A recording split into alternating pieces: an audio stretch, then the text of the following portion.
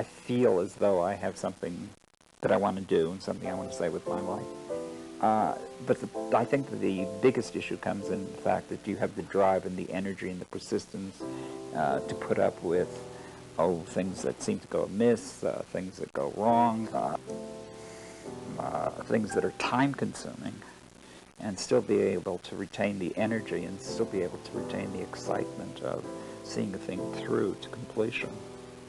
I think Lexington has been very good from the point of view that I need, perhaps I need this kind of a situation in terms of being able to get a great deal of work accomplished, a great deal of work done, without any extraneous outside influences. When I first started, I was obviously concerned with much the same kinds of things that young people are, with learning skills and devices and so forth. And I began to realize that this is not the be-all and the end-all. I think the thing that you have to do is learn how to grow and learn how to become comfortable with you and the world that you're building.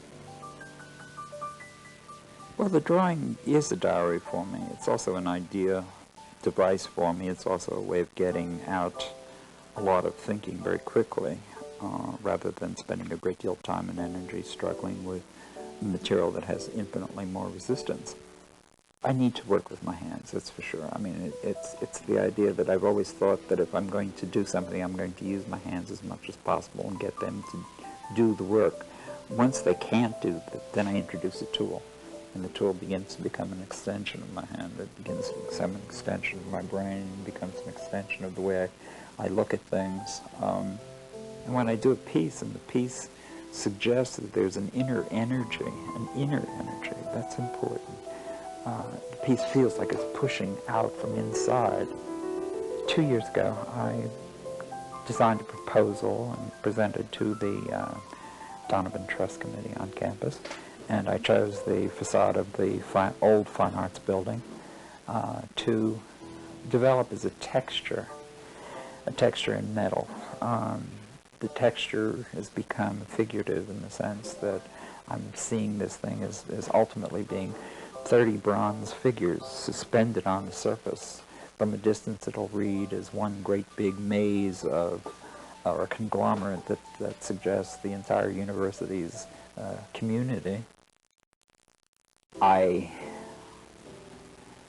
try to live a completely creative existence. From the time I wake up in the morning, to my choice of colors, to my relationship with my family, to my relationship with people around me. I have always been a teacher who stresses individuality, who stresses the ability for the student to ask questions, because I really think that's how you learn. You learn by picking someone's brain. You don't learn by a certain kind of rote, but you learn by asking questions that will at least open up a possibility for you to begin to set you off in your own direction.